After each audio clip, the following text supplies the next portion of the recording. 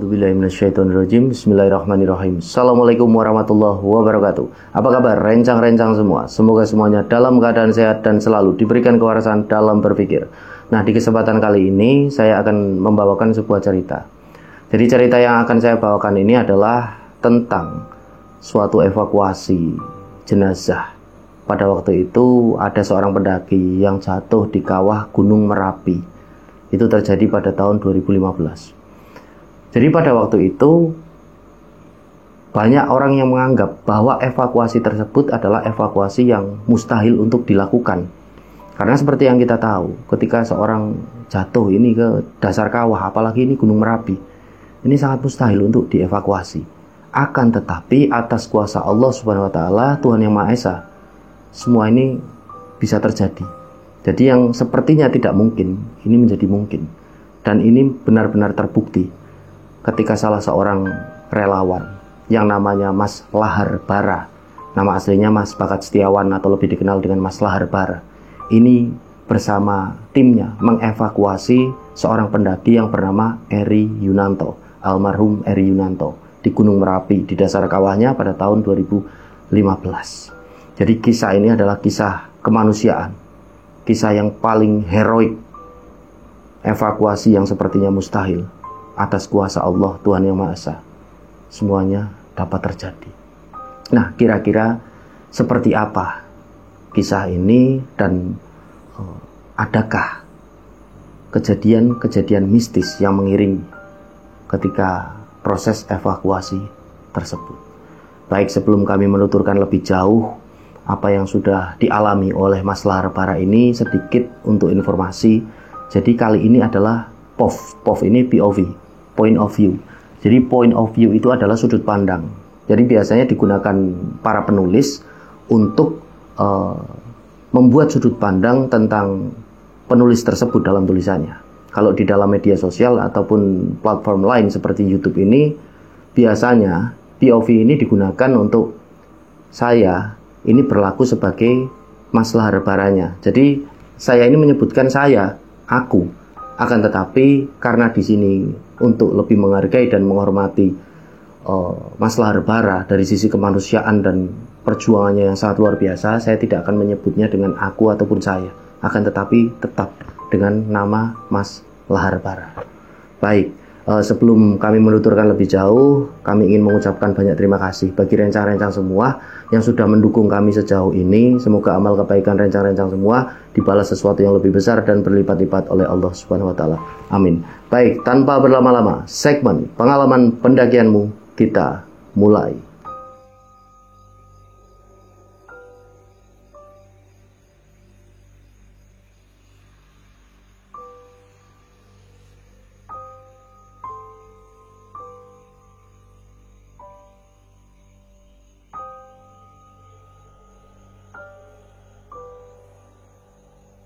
Jadi kisah ini berawal pada hari itu tanggal 16 Mei tahun 2015. Pada hari itu adalah hari yang bahagia istimewa, di mana keponakan dari Mas Lahar Bara ini yang tinggal persis di depan rumahnya akhirnya menemukan jodohnya dan melaksanakan pernikahan gitu. Nah, pada waktu itu jam 7 pagi Mas Lahar ini sudah mandi, dan itu adalah hal yang belum tentu dilakukan oleh Mas Lahar dalam sebulan sekali menurut penuturannya. Jadi ada rasa bangga, ada bahagia, ada pula iri. Itu semua melebur menjadi satu. Rasa bangga dan bahagianya ini karena pada akhirnya keponakan yang dia ini sayangi berani meminang seorang gadis gitu loh. Nah, rasa iri yang dia ini rasakan karena pada waktu itu saya ini dalam proses memperjuangkan cinta yang tanpa ujung gitu loh. Nah, jadi setelahnya semua prosesi pernikahan berjalan dengan lancar.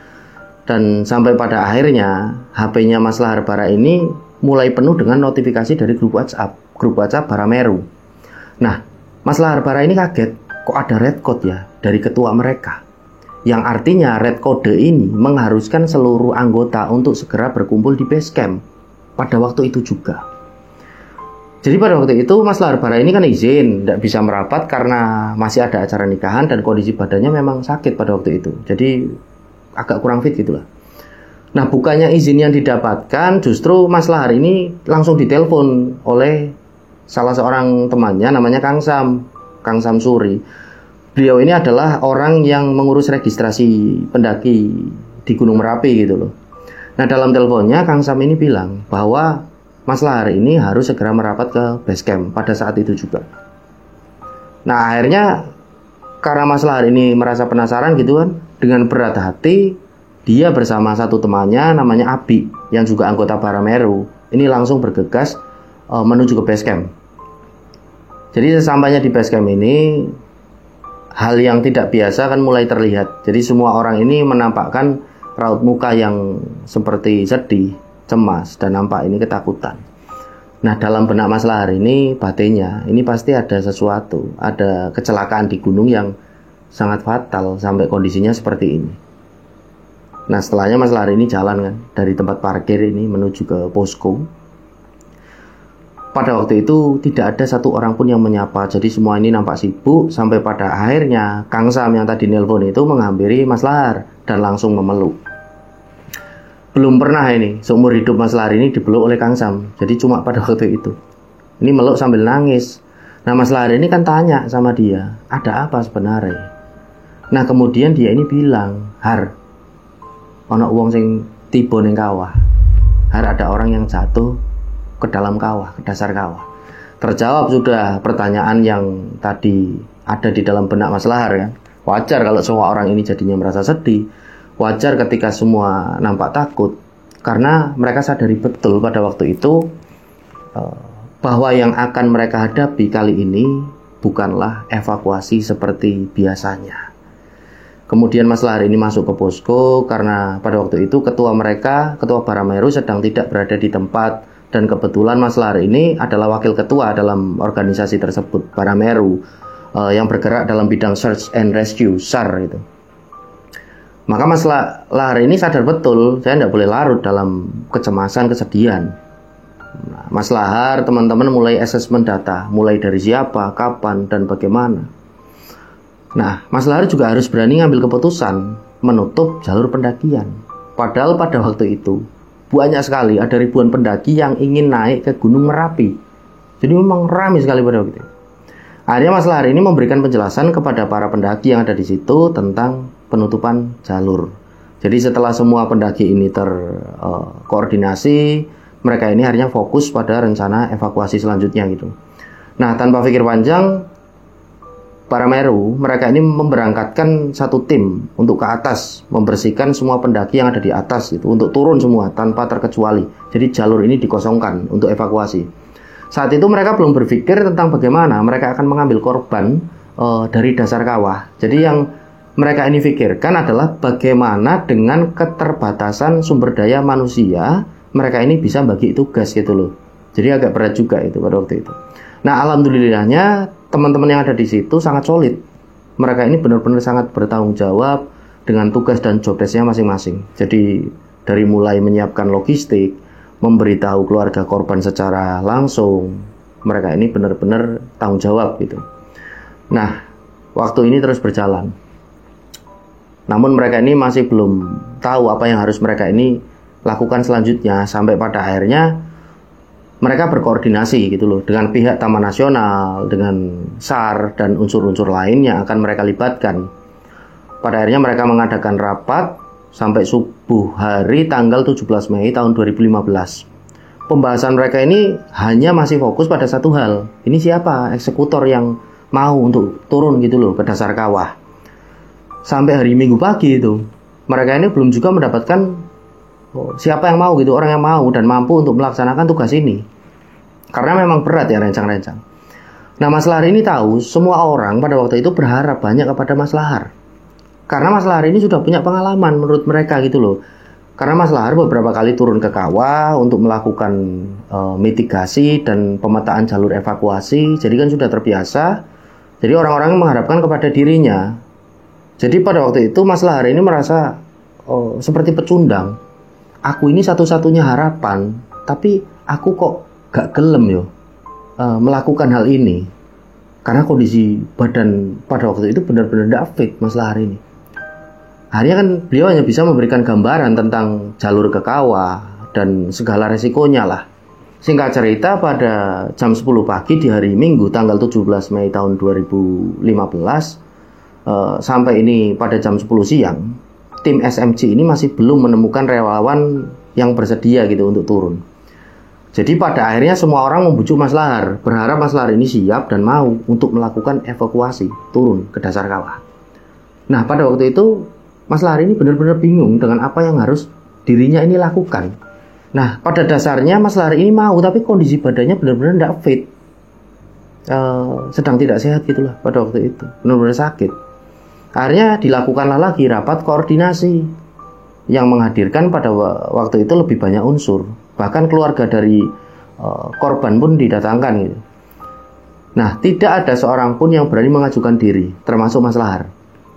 Nah, rapat pun arah pembahasannya lebih kepada mengharapkan agar keluarga korban ini bisa merelakan jenazah Eri Yunanto untuk tidak diambil. Nah, waktu itu dari pihak keluarga korban ini pasrah gitu loh dengan tim. Jika memang benar-benar tidak bisa diambil, mereka cuma bisa pasrah, hanya bisa pasrah. Nah, ditambah dikuatkan lagi gitu dengan kajian oleh para ahli, ini tidak mungkin gitu. Nah, dalam hati Mas Lahar ini berkecamuk gitu. Ini sebenarnya bukan misi yang luar biasa. Ini adalah hal yang sangat biasa gitu loh. Hal yang sering tak lakoke, saya lakukan ini sudah biasa. Lalu apakah saya akan membiarkan jenazah untuk tidak diambil? Kok segitunya yo saya ini? Sedangkan asli ini aku iso, saya ini bisa melakukannya. Perang batin ini terus berjalan di dirinya Mas Lahar Bahara, antara menjadi pecundang lah atau saya harus mengambil jenazah gitu. Nah, akhirnya rapat diakhiri dengan keputusan yang ngambang. Keputusan akhir dari rapat itu menyerahkan semuanya itu pada akhirnya ke Mas Lahar Bahara. Kalau Mas Lahar ini bersedia, maka operasi akan dilanjutkan. Tapi kalau dia tidak bisa, maka operasi akan diberhentikan dengan hasil ya nihil gitu. Nah, waktu itu Mas Lahar ini benar-benar tidak bisa berpikir gitu loh, utek. Jadi kondisi badan ini tidak kunjung membaik, harus bagaimana ini? Nah, di tengah kebingungan Mas Lahar ini, kakak almarhum Eri menghampiri Mas Lahar, menemui Mas Lahar ini secara pribadi. Jadi terjadi sedikit obrolan di situ. Nah, kakak dari almarhum Eri ini pun berkata kepada Mas Lahar itu, Mas Lahar, saya bisa ngobrol sebentar Mas? Onji Mas, sakit Mas? Bisa, monggo silahkan. Gini Mas Lahar, Mas Lahar kan pernah turun ke kawah. Boleh enggak Mas kalau saya ini minta tolong? Saya enggak minta tolong Mas untuk mengambil jasad adik saya. Saya cuma mau minta tolong sama Mas Lahar. Nanti suatu saat kalau Mas Lahar turun ke kawah lagi, saya minta tolong Mas, fotokan adik saya. Apapun kondisinya, tolong difotokan Mas. Waktu itu Mas Lahar ini tidak bisa menjawab apapun, hanya bisa diem aja. Dan benar-benar merasa menjadi orang yang tidak berguna. Aku kok gak ono guna nih ya Allah sampai ngene. Tapi permintaan kakak almarhum itu seperti airnya menjadi tamparan yang sangat keras bagi Mas Lahar. Benar-benar menjadi energi dan semangat baru. Lalu akhirnya Mas Lahar ini menemui sahabat-sahabatnya. Mas Lahar ini minta dicarikan doping gitulah, atau obat apalah yang bisa membuat kondisi saya ini bisa lebih baik. Dan tidak butuh waktu lama, ambulan dari Polres Boyolali ini datang. Nah, setelahnya Mas Lahar ini dibawa menuju ke ambulan, dicek kondisi badannya, dan ternyata pada waktu itu tensinya memang sangat rendah. Dan kondisinya ini benar-benar memang sangat lemah gitu loh. Jadi kalau Mas Lahar Bahara tidak salah ingat, Dokpol yang memeriksa beliau pada waktu itu namanya Pak Purnomo, kemudian menawarkan gitu loh, sebuah suntikan khusus yang biasa dipakai pada waktu perang. Lah akhirnya Mas Lahar ini disuntik gitu loh. Dengan obat itu, entah berapa kali suntikan, Mas Lahar Bahara ini agak lupa, 3 kali kalau tidak salah. Dan tidak butuh lama, obatnya ini langsung bereaksi gitu loh, rencang-rencang. Nah, badannya ini langsung menjadi panas, berkeringat, benar-benar terasa gitu efek obatnya. Nah, singkat cerita 17 Mei 2015 jam 5 sore, setelah kondisi membaik badan dari Mas Bahara ini, akhirnya beliau ini menemui SMC dan menyatakan bahwa saya siap gitu, dengan beberapa syarat tapi. Nah, waktu itu bisa dikatakan menjadi keputusan yang benar-benar dalam keputusasaan gitu. Nah, Mas Lahar ini mengajukan beberapa syarat, mulai dari peralatan, tim, dan ada satu syarat yang terdengar agak konyol. Jadi waktu itu Mas Lahar Bara bersedia naik asalkan saya ditemani oleh tim pilihan dari saya sendiri gitu. Lalu saya dibekali dengan peralatan-peralatan yang terbaik. Dan yang terakhir, saya ingin nama saya tidak ditulis dalam daftar tim yang terlibat di lapangan. Ini kan agak konyol. Tentu saja hal itu menjadi sebuah perdebatan gitu. Karena secara prosedur semua orang yang terlibat itu kan harus terdata. Tapi Mas Lahar ini punya alasan tersendiri kenapa beliau ini mengajukan syarat seperti itu. Alasan dari Mas Lahar ini satu hal.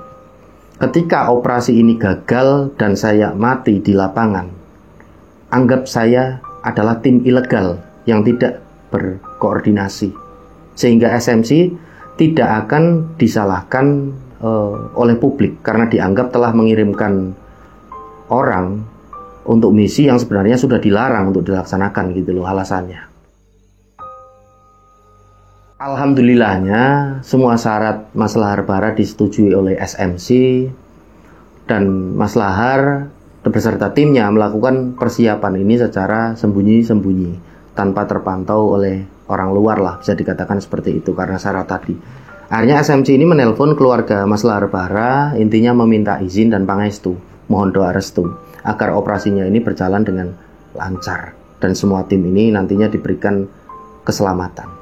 Nah, singkat cerita, tanggal 17 Mei 2015 hari Minggu jam 8 malam, Mas Lahar Bara, Gimar, Abi, Alif, Sony, dan seorang lagi temannya yang Mas Lahar Bara ini lupa namanya. Mereka ini berangkat dari basecamp Barameru. Setelah sebelumnya packing dan beristirahat sejenak gitu loh. Karena dari semalam mereka semua ini belum tidur. Mereka ini kan capek. Istirahat sejenak, mereka berangkat. Jadi pada malam itu rasanya benar-benar berbeda. Jadi ketika mereka ini sampai di base camp, hampir semua warga desa ini keluar rumah, hampir semua relawan dan anggota Barameru yang berada di bawah pada waktu itu seperti orang yang takut kehilangan mereka gitu loh. Jadi ketika mereka pamit dan meminta pangestu, doa restu kepada semua yang ada di base camp kawan-kawan ini, satu persatu dari mereka memeluk Mas Lahar dan kawan-kawan, dan tidak sedikit pula yang meneteskan air mata. Jadi seolah-olah mereka ini akan pergi jauh dan tidak akan pernah kembali pada waktu itu. Jadi benar-benar ini kemanusiaan. Bagi mereka pada waktu itu, mereka ini adalah harapan satu-satunya gitu. Mereka ini harapan terakhir. Di pundak mereka sebuah harapan dari keputusasaan ini digantungkan. Benar-benar berat beban moral mereka. Dan mereka ini punya keyakinan bahwa Tuhan akan selalu bersama dengan niat yang baik. Akhirnya Minggu jam 9 malam 17 Mei 2015, mereka ini sudah sampai di pos 1. Ini singkat cerita, pos 1 di Watu Belah. Nah, cuaca pada saat itu mendung gitu kan, tebel. Tubuh mereka ini terasa sangat berat, tidak seperti biasanya gitu. Mungkin karena kondisi fisik yang lagi kurang fit pada waktu itu, atau mungkin mereka ini terserang penyakit laparthemia. Ini jokes atau guyonan ala Mas Lahar Bara ya. Dimana itu adalah suatu kondisi di mana tubuh itu kurang makanan gitu. Jokesnya seperti itu. Nah, akhirnya mereka ini memutuskan untuk istirahat sajalah pada waktu itu. Mereka mengeluarkan kompor, peralatan masak. Mereka masak mie instan pada waktu itu, membuat secangkir kopi untuk menghangatkan tubuh. Dan setelahnya mereka ini tidur di pos 1 di Watu Belah. Dan mereka ini punya harapan besok semoga cerah cuacanya. Nah, semuanya terlelap tidur pada waktu itu. Mas Lahar ini setelahnya ada merasa yang membangunkan beliau gitu loh. Akhirnya Mas Lahar ini bangun, berdiri. Ini siapa ya yang bangunin saya pada waktu itu? Nah, Mas Lahar ini melihat teman-temannya semuanya tidur pulas, ngorok gitu, terlelap. Hanya Mas Lahar ini yang bangun gitu pada waktu itu. Nah, Mas Lahar ini setelahnya kaget karena beliau ini melihat loh, ada sosok laki-laki dengan pakaian kejawen gitu, pakaian adat Jawa. Jadi sosok tersebut mendatangi Mas Lahar, dan ternyata bukan hanya satu orang saja, ini banyak sekali, pakaiannya sama semua. Kemudian sosok tersebut meminta Mas Lahar Bahara ini untuk mendekat itu dengan melambaikan tangan. Nah, tanpa pikir panjang, Mas Lahar Bahara ini menghampiri sosok tersebut. Nah, sesampainya di sana, sosok tersebut mengucapkan kepada Mas Lahar, "Kowe entuk njupuk, neng gak entuk nguyuh." Yang artinya kira-kira, kamu boleh ambil, silahkan, tapi kamu tidak boleh kencing gitu loh. Nah, setelah kejadian itu udah nggak inget lagi gitu Mas Lahar ini. Jadi seperti terbangun, tersadar gitu. Tak anggap halusinasi saja, tak anggap mimpi gitulah. Apa mungkin gitu aku ini bisa menahan kencing ini berhari-hari nanti di atas gunung gitu kan. Sesuatu hal yang mustahil gitu menurut Mas Lahar, makanya dia anggap itu halusinasi. Nah, singkat cerita, hari Senin jam 5 pagi 18 Mei 2015, setelah Gimar ini membangunkan Mas Lahar, mereka packing, melanjutkan perjalanan ke Pasar Bubrah pada waktu itu. Jadi perjalanan ini di pagi itu sangat cerah, badan ini terasa fit, benar-benar udara ini sangat segar pada waktu itu. Nah, mereka semua bersemangat jalan, jadi seolah-olah semesta ini mendukung mereka gitu. Nah, dalam perjalanan mereka ke Pasar Bubrah, menurut Mas Lahar Bahara ini ada beberapa kejadian yang lucu gitu. Nah, pada waktu itu dialami oleh satu temannya tadi yang membangunkan dia yang namanya Gimar. Beberapa kali dia ini harus berhenti untuk kencing, bahkan sampai, mohon maaf ini, buang air besar, BAB. Hal itu dikatakan menjadi lucu, karena itu pengalaman pertama buat Gimar, buang hajat itu, buang air besar ini di Merapi. Akhirnya setelah 40 menit perjalanan gitu, ada jok-jok di tengah perjalanan mereka, lucu-lucuan gitu. Mereka semua sampailah di Pasar Bubrah. Nah, mereka langsung menuju ke bunker, bertemu dengan tim Barameru lain yang memang sudah menunggu mereka sejak hari Sabtu. Nah, sampai di lokasi itu, titik itu ada susu, kopi, mie instan, teh, ini menyambut mereka. Langsunglah mereka ini menyantap hidangan yang pada waktu itu sangat istimewa gitu. Karena itu dibuat oleh Pak Ketum dan senior mereka. Nah, singkat cerita, Senin jam 7 pagi 18 Mei 2015, setelah mereka cukup kenyang itu tadi makan, mereka pun bergabung dengan relawan yang lain untuk membuat skenario tentang apa yang akan dilakukan di hari ini gitu loh. Akhirnya Mas Lahar ini dipanggil untuk memberikan gambaran gitu loh tentang rencana operasi versi Mas Lahar. Ini bagaimana nanti versimu. Jadi garis besarnya Mas Lahar ini butuh 4 orang yang menemani dirinya ini turun sampai ke lokasi blank 50. Jadi saya siap turun gitu loh, sendiri ke dasar kawah, asalkan naiknya saya nanti ditarik, kata Mas Lahar. Kemudian ditunjuklah 4 orang dari SAR Daerah Istimewa Jogja, yang bernama Andre, Tato, Muksin, dan Mamet pada waktu itu. Nah, setelahnya kepercayaan diri Mas Lahar ini kan semakin bertambah, karena beliau ini yakin, aku didampingi oleh orang-orang yang profesional dalam bidang vertical rescue, udah aku tenang gitu. Nah, setelah doa bersama, mereka pun naik dengan semangat yang sangat membara gitu loh, menuju ke puncak. Nah, sesampainya di puncak, mereka mempersiapkan semua peralatan yang benar-benar di mata Mas Lahar Bahara ini asing gitu, karena peralatan profesional. Nah, pada waktu itu Mas Lahar ini menjadi orang pertama yang turun ke kawah sampai ke lokasi blank 50, kemudian disusul oleh 4 orang lainnya. Nah, sekitar jam 9, mereka semua sampai di lokasi blank 50. Blank 50 ini letaknya persis di dinding Kawah Woro ya. Jadi Mas Lahar ini menamakan blank 50 karena ketinggian tebing terakhir sebelum menuju ke dasar kawah itu sekitar 50 meter. Makanya dinamakan lokasi tersebut blank 50. Teman-teman dari SAR DIY ini kembali memasang peralatan untuk digunakan oleh Mas Lahar turun ke dasar kawah. Mas Lahar ini menunggu, dipersiapkan, melihat, karena tidak paham pada waktu itu dengan teknik-teknik vertical rescue gitu. Mas Lahar ini memperhatikan mereka, mereka ini bekerja sesuai job desk-nya tanpa harus saling bertanya, benar-benar profesional. Nah, setelah sekitar setengah jam menunggu, peralatan yang akan dipakai Mas Lahar ini pun telah siap pada waktu itu. Nah, Mas Lahar setelahnya langsung turun gitu ke dasar kawah. Jadi memang bukan hal yang baru ya bagi beliau, karena sebelumnya beliau ini telah beberapa kali turun ke kawah lewat jalur yang sama persis gitu.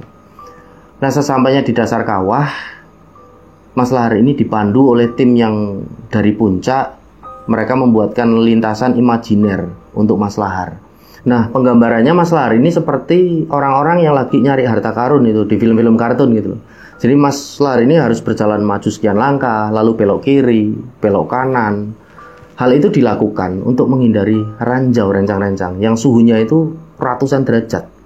Dan alhamdulillahnya pada waktu itu dari Balai Penyelidikan dan Pengembangan Teknologi Kebencanaan Geologi atau biasa dikenal dengan singkatan BPPTKG itu meminjamkan alat untuk memantau suhu dari atas puncak Merapi. Nah, saat itu memang sangat dibutuhkanlah kerjasama tim yang kuat, harus benar-benar solid, karena mereka ini tidak pernah tahu apa yang akan terjadi ke depannya gitu loh dengan sikon seperti itu. Komunikasi pun terus dilakukan oleh Mas Lahar untuk menemukan titik jenazah dari Eri Yunanto.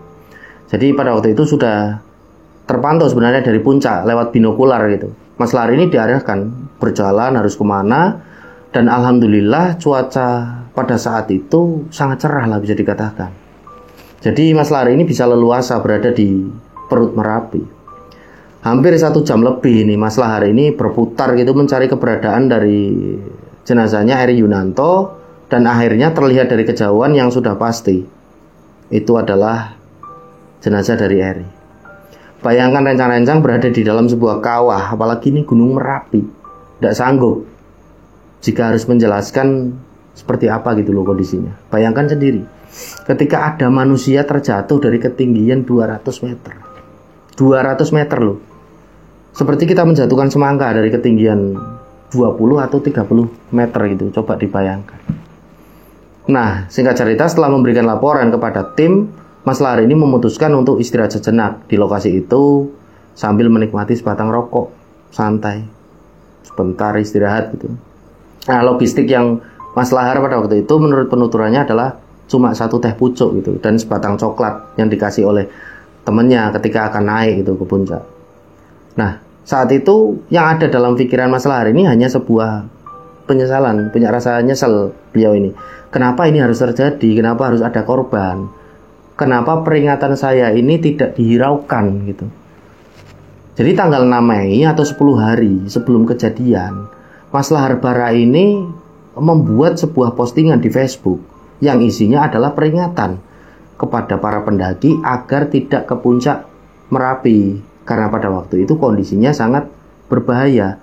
Nah, setelahnya Mas Lahar ini kembali mengalami sesuatu yang tidak masuk akal. Entah pada waktu itu cuma ilusi ataupun nyata ya. Jadi Mas Lahar Bara ini didatangi oleh sosok kakek-kakek.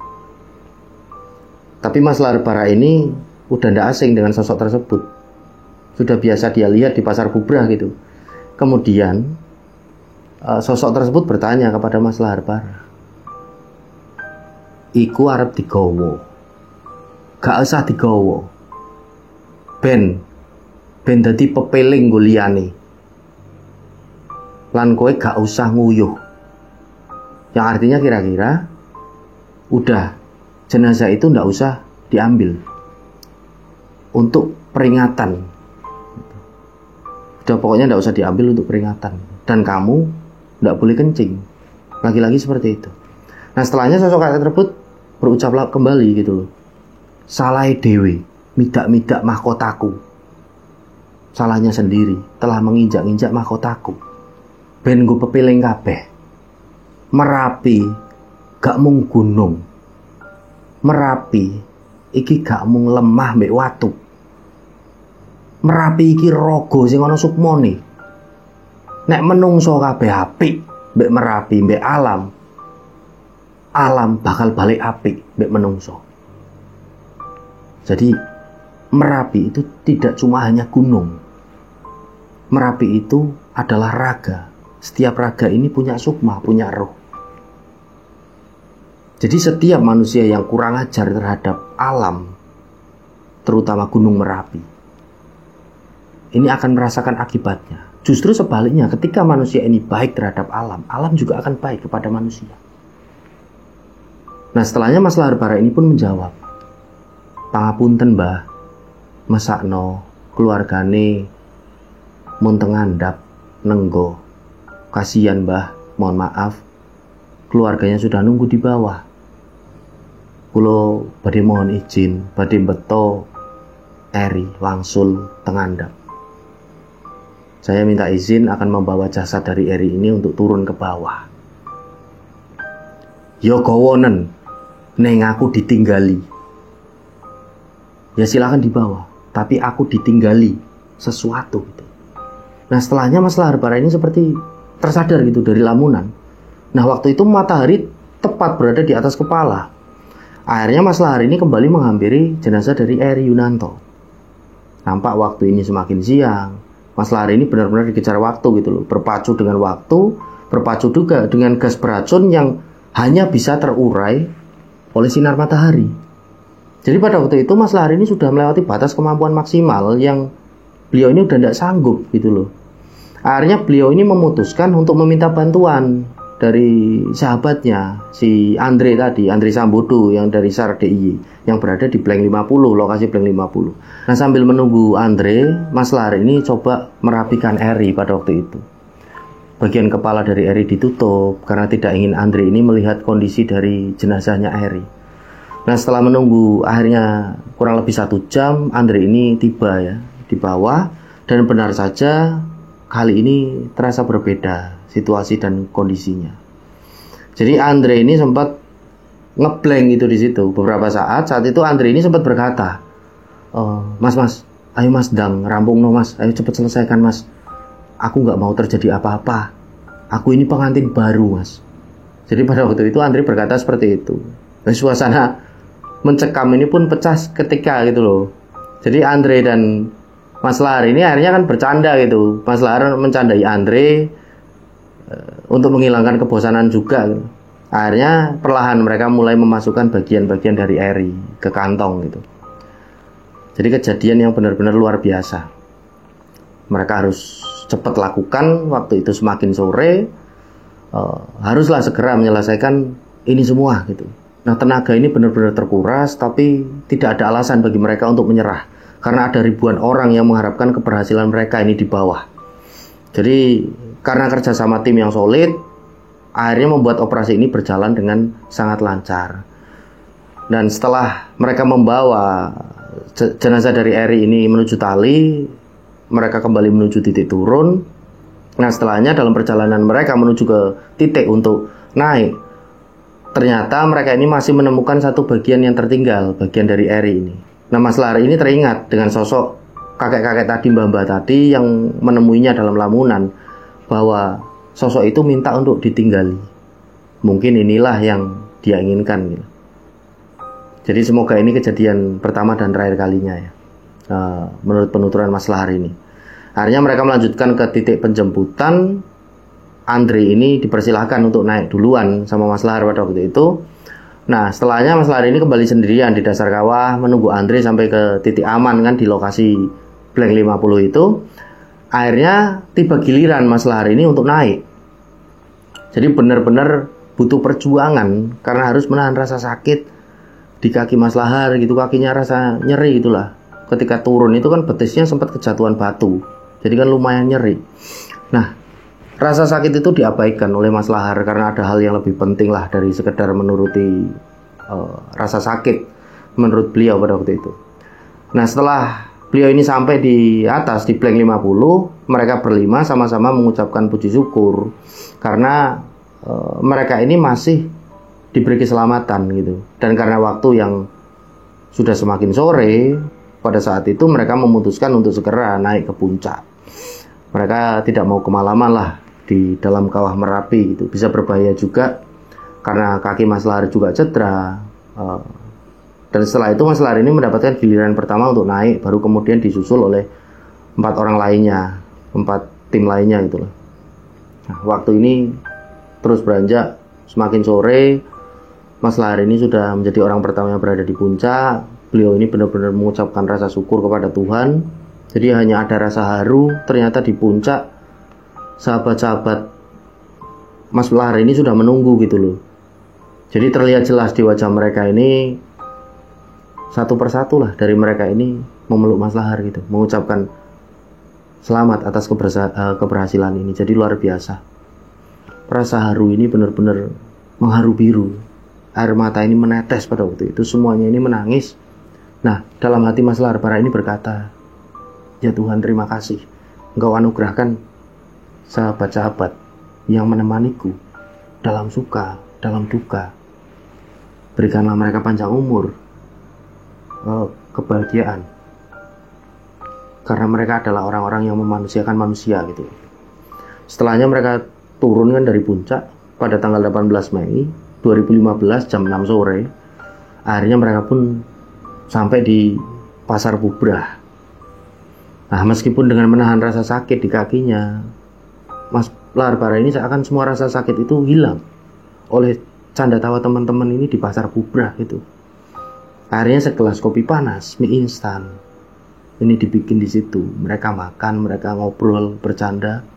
Nah, setelah mereka makan, Mas Lahar Bara ini mengeluarkan sebungkus rokok Jarum Super pada waktu itu. Merek Jarum Super dibagikan satu persatu kepada mereka. Nah, mereka pun akhirnya joinan rokok, bergantian menghisap rokok tersebut sambil bercerita tentang segala yang terjadi di dalam kawah ini, apa saja gitu. Nah, setelah rokok habis, ada yang bertanya, Har, kok rokokmu dadi jarum saiki? Padahal biasanya rokokmu dudu iku. Kok rokokmu jadi Jarum Super sekarang? Biasanya bukan rokok itu. Akhirnya dijelaskan oleh Mas Lahar, rokok itu saya nemu di dekat jenazahnya Eri. Nah, pada waktu itu reaksi mereka ini beragam gitu loh. Ono sing miso, ada yang terdiam, kayak ketakutan. Jadi benar-benar suasana haru biru pecah pada waktu itu. Mereka tertawa bersama-sama, tertawa lepas atas keberhasilan mereka. Jadi mereka di situ sejenak menghilangkan rasa penat lah. Setelah mereka ini berjuang gitu. Nah, mereka ini kembali membahas setelahnya tentang skenario pengangkatan untuk esok hari ini bagaimana. Nah, pada waktu itu rasa sakit di kaki ini tidak ujung hilang gitu, di kakinya Mas Lahar ini. Bahkan sampai rasa sakit sekali. Akhirnya Mas Lahar ini meminta izin untuk turun duluan gitu loh sama teman-teman yang lain, dan tidak bisa melanjutkan operasi untuk esok harinya, mohon maaf gitulah. Nah, pada waktu itu alhamdulillah teman-temannya mengizinkan Mas Lahar untuk turun duluan di malam itu juga. Mas Lahar ini turun ditemani oleh beberapa orang. Jadi Mas Lahar ini turun dengan kaki yang pincang pada waktu itu, akan tetapi menolak untuk digendong, apalagi ditandu. Dia ini jalan sekuat tenaga untuk bisa sampai ke bawah. Nah, jam 8 di hari Senin, Mas Lahar ini kembali ke base camp dengan selamat, meskipun dengan menahan rasa sakit di kakinya yang benar-benar sakit pada waktu itu. Nah, sampai di base camp ini, pelukan demi pelukan menghampiri Mas Lahar Bara. Dari senior Mas Lahar Bara, dari para sahabat-sahabatnya, semua ini benar-benar haru, meluapkan kegembiraannya, meluapkan emosinya kembali gitu. Air mata itu mengiringi setiap pelukan dari para sahabat. Ya Allah, kamu kembali dengan selamat, alhamdulillah. Setelahnya Mas Lahar Bara ini sejenak beristirahat. Nah, pada waktu itu Kang Samsuri ya, Kang Sam ini membawakan baju ganti, membawakan handuk, air panas untuk Mas Lahar Bara ini mandi. Nah, setelah mandi, Mas Lahar Bara kembali mengenakan baju batik yang dia gunakan ketika berangkat, lengkap dengan sepatu pantofelnya. Mas Lahar ini memakai batik karena belum sempat pulang pada waktu itu gitu, dari acara resepsi pernikahan keponakannya kan. Dan Mas Lahar ini memakai tersebut agar wartawan tidak tahu kalau Mas Lahar ini orang yang telah turun ke kawah gitu loh, tidak ingin terekspos gitu. Jadi benar saja tidak ada satupun wartawan yang tahu pada waktu itu bahwa Mas Lahar Bara ini orang yang turun gitu sebenarnya. Nah, kemudian Mas Lahar ini turun jalan menuju ke posko Taman Nasional Gunung Merapi untuk memberikan laporan dan evaluasi gitu, laporan tentang hasil operasi, terus keadaan di atas. Semua ini alhamdulillah berjalan sesuai rencana tanpa tercium oleh media. Jadi benar-benar seperti operasi senyap gitu. Nah, Mas Lahar ini serahkan semua dokumentasi evakuasi kepada SMC yang pada waktu itu dipegang oleh namanya Mas Tokek dan Gembrik gitu loh. Nah, setelah Mas Lahar ini membuat laporan kepada SMC gitu kan, kemudian beliau ini menemui keluarga dan sahabat korban yang masih menunggu di posko pada waktu itu. Jadi terlihat jelas rasa duka yang mendalam di wajah mereka semuanya, keluarganya ini. Mas Lahar menghampiri kakak korban dan memberitahukan bahwa Eri sampun ketemu, Mas, sudah ketemu. Jadi sedikit dialog ini yang Mas Lahar Bara ini utarakan pada waktu itu, alhamdulillah Eri sudah diketemukan Mas, tapi mohon maaf kami tidak bisa menyelamatkannya. Jenazahnya sudah diketemukan. Terima kasih banyak Mas Lahar. Jadi kakaknya ini menangis sambil memeluk Mas Lahar gitu loh pada waktu itu. Lalu bertanya, bagaimana Mas kondisi adik saya? Apakah sudah tidak bisa dikenali atau masih bisa dikenali? Unji Mas, sama-sama. Saya sudah menjalankan amanah Mas untuk mengambil jenazah adik Mas. Sudah saya laksanakan. Kondisinya baik kok Mas, utuh dan masih bisa dikenali, jawab Mas Lahar Bara pada waktu itu. Tidak mungkin Mas Lahar ini menceritakan yang sesungguhnya gitu loh. Disimpan rapat-rapat kondisi dari Eri bentuknya gitu. Udah ditanya Mas Lahar ini, Mas Lahar foto enggak? Saya enggak sempat foto Mas di sana. Padahal dokumentasi Mas Lahar ini lengkap. Tapi Mas Lahar ini terpaksa berbohong agar keluarga ini tenang karena melihat kondisi dari jenazah Eri yang benar-benar berantakan. Nah, setelahnya kakak dari almarhum Eri ini pun mengucapkan banyak terima kasih kepada Mas Lahar Bara. Nji Mas, sami-sami. Nah, singkat cerita, hari Selasa jam 12 malam, tanggal 19 Mei tahun 2015, Mas Lahar Bara ini pun bisa tertidur dengan pules gitulah, dengan penuh damai. Karena pada akhirnya tidak ada satu media pun yang tahu bahwa Mas Lahar ini salah satu orang yang mengambil jenazah dari almarhum Eri Yunanto. Mas Lahar beserta para relawan berhasil melakukan operasi yang dari SAR pun menganggap itu operasi yang sangat mustahil, evakuasi yang sangat mustahil. Akan tetapi atas kuasa Tuhan Yang Maha Esa, Allah Subhanahu wa taala, Eri Yunanto pun bisa diangkat jenazahnya.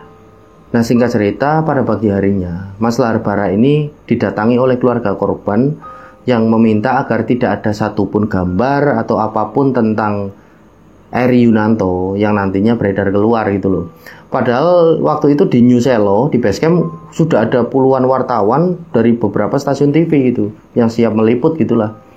Nah, Mas Lahar Bara ini pun putar otak, ini gimana caranya yo, mencari cara lah agar Eri ini bisa sampai ke bawah ini tanpa terdeteksi oleh media gitu. Akhirnya Mas Lahar Bara ini mengumpulkan anggota Barameru di Basecamp pada waktu itu. Ada 14 orang lah yang terkumpul. Nah, mereka mulai menyiapkan skenario evakuasi melalui jalur lain itu, melewati jalur lain untuk membawa jenazah dari Eri. Nah, 14 orang ini yang tahu gitu, yang cuma tahu mau lewat mana mereka ini nantinya membawa jenazah Eri. Nah, setelahnya strategi pun mulai dirancang ya, dengan begitu rapi. Tugas pun mereka bagi, mulai dari yang mengalihkan perhatian media sampai yang harus membuka mulut sopir ambulan. Jadi strategi ini mulai digencarkan. Meskipun Mas Lahar ini sempat mendapatkan tekanan juga dari beberapa pihak ya.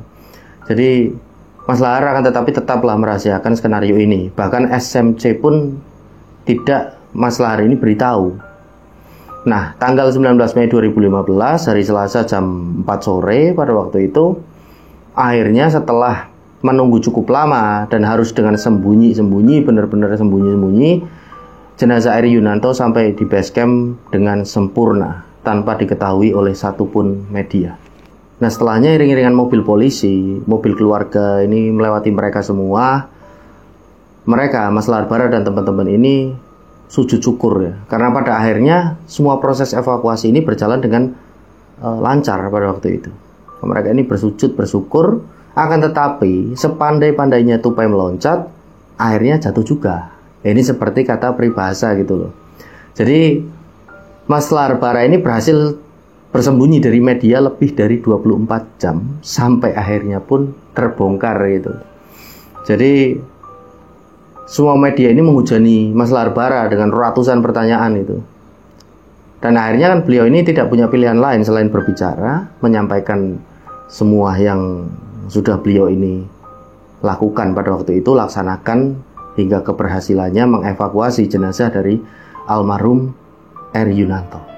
Jadi kisah yang benar-benar luar biasa ya, rencang-rencang, kisah yang sangat heroik.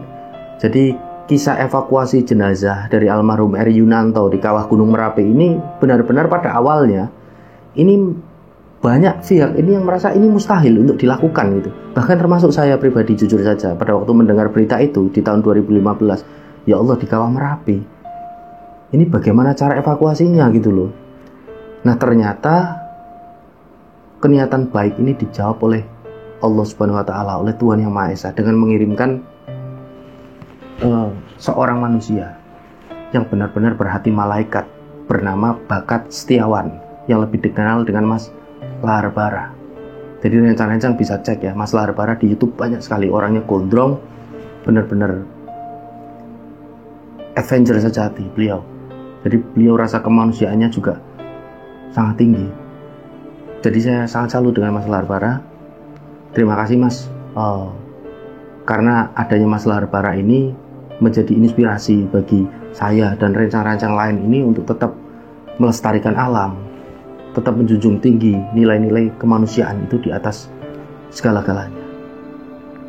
Tetap menjaga hablum minallah, tetap menjaga hablum minannas, harus seimbang. Hubungan kita dengan Tuhan, hubungan kita dengan manusia, itu yang saya ambil sarinya dari sosok Mas Lahar Bara ini, Mas Bakat Setiawan. Sekali lagi terima kasih Mas. POV ini saya sampaikan berdasarkan karena saya mengagumi sosok panjenengan. Baik, kira-kira seperti itu rencang-rencang semua yang bisa kami tuturkan. Semoga dari kisah ini kita semuanya bisa mengambil hikmah dan tentunya mengambil pelajaran dari setiap kejadian. Baik, kira-kira seperti itu. Saya pribadi mohon maaf apabila masih banyak salah kata dalam menyampaikan, dan saya Sukmarga pamit undur diri. Sampai berjumpa pada cerita-cerita selanjutnya. Wassalamualaikum warahmatullahi wabarakatuh. Salam lestari, salam rimba.